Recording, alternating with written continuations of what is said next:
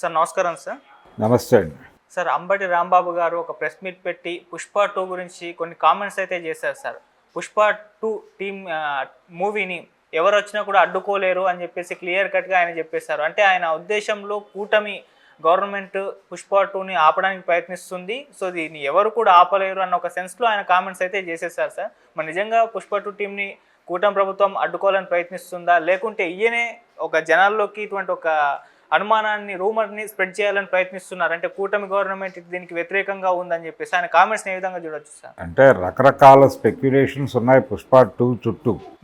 అధికారిక సమాచారం లేదు కానీ టికెట్ల హైప్ చాలా భారీగా అడిగారని, అవును, అంటే 1000 రూపాయల వరకు అడిగారని, తర్వాత ఈ ప్రీమియర్ షోస్కి సంబంధించి అంటే అర్ధరాత్రి 1 గంట నుంచి షోస్ అనేది గతంలో చూసాం మనం. దానికంటే ముందే కొన్ని షోస్ పడేలాగా కూడా పర్మిషన్లు అడుగుతున్నారు చాలా ప్రాంతాల్లో అనేది వినిపిస్తున్నటువంటి మాట. ఎందుకంటే దాని మీద పెట్టినటువంటి బడ్జెట్ వర్కౌట్ అవ్వాలంటే ఆ రేంజ్లో పెడితే తప్ప కుదరదు అనేటువంటి ఒక అభిప్రాయం ఉండటం చేత అని వీటన్నిటికీ ఇంకా అనుమతులు వచ్చాయా లేదా అనే దానిలో క్లారిటీ లేదు.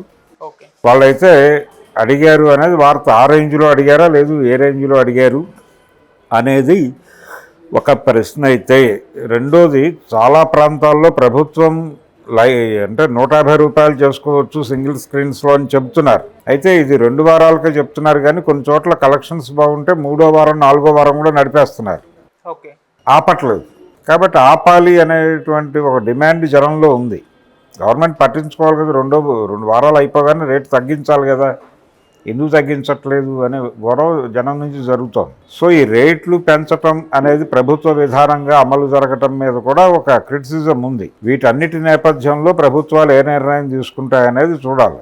ఈ పుష్పకి వీళ్ళు సింగిల్ స్క్రీన్స్లో 350 నుంచి చెప్తున్నారు. అంటే ఇప్పటివరకు 150 అంటున్నారు. 150 నుంచి 3 చేసే ప్రయత్నం జరుగుతోంది. ఈ ప్రయత్నానికి మరి ప్రభుత్వాలు అంగీకరిస్తాయా లేదా అనేది చూడాలి. ఒకవేళ అంగీకరించకపోతే అంగీకరించాలనేది అంబటి రాంబాబు డిమాండ్.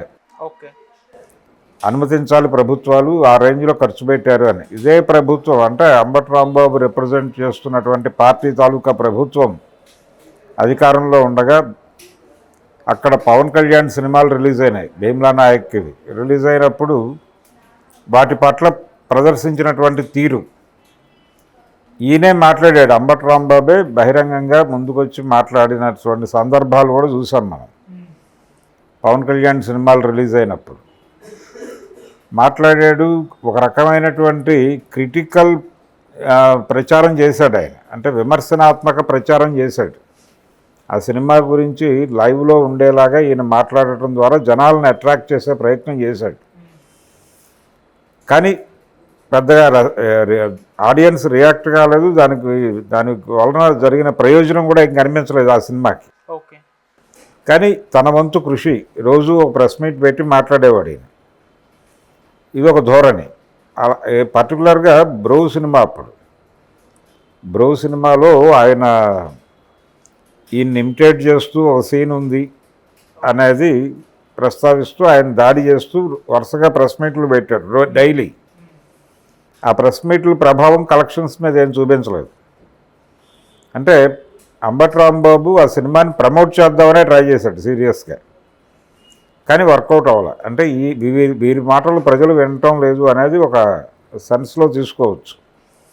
ఇప్పుడు ఆయన పుష్ప 2కి ప్రచారకర్తగా బాధ్యతలు నిర్వర్తిస్తున్నట్టుగా కనిపిస్తుంది.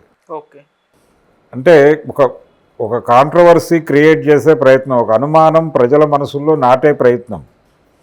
ఈ నాటటం అంటే ఆల్రెడీ ఒక గొడవ జరుగుతోంది. పవన్ కళ్యాణ్ వర్సెస్, అంటే mega fans versus Allu fans అనే ఒక యుద్ధంలో అల్లు అర్జున్ని ఆల్రెడీ వైసీపీ భుజాన్ని వేసుకుంది.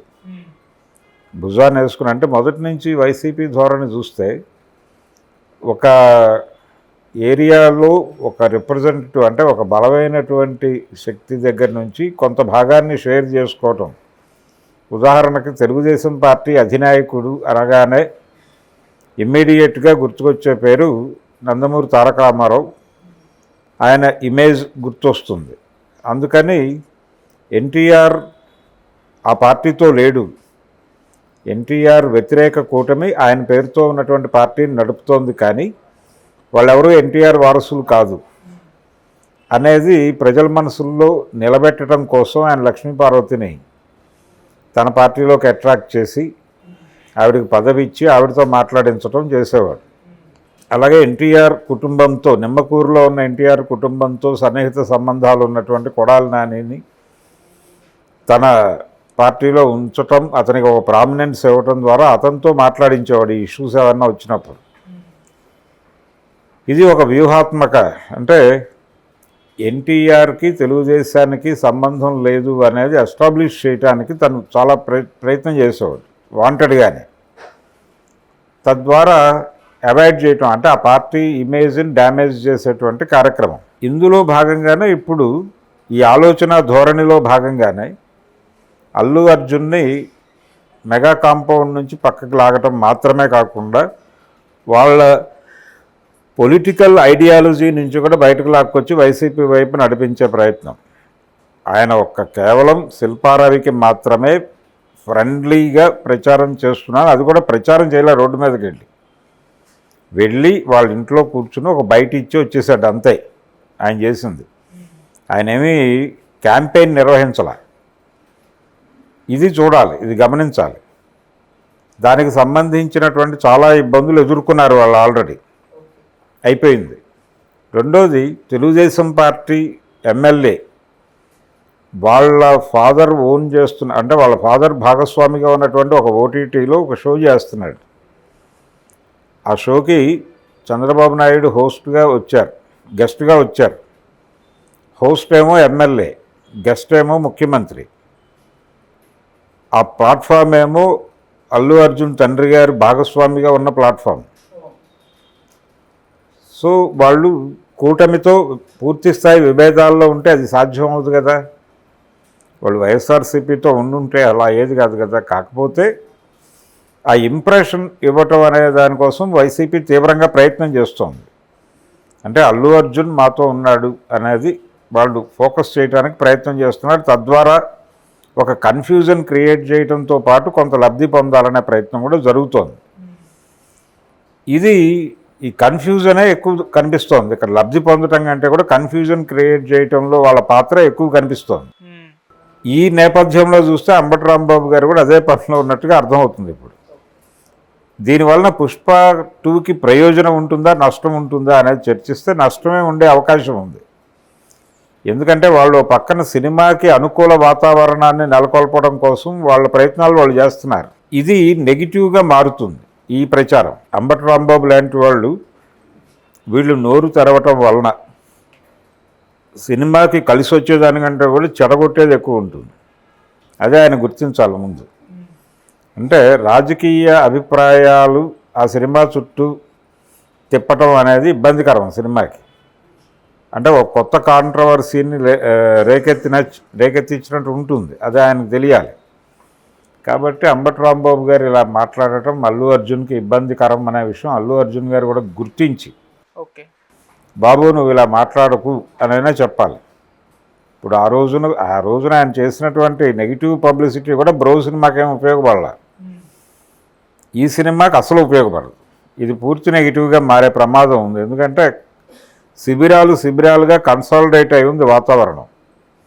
ఈ శిబిరాల మధ్య ఏదో మేరకు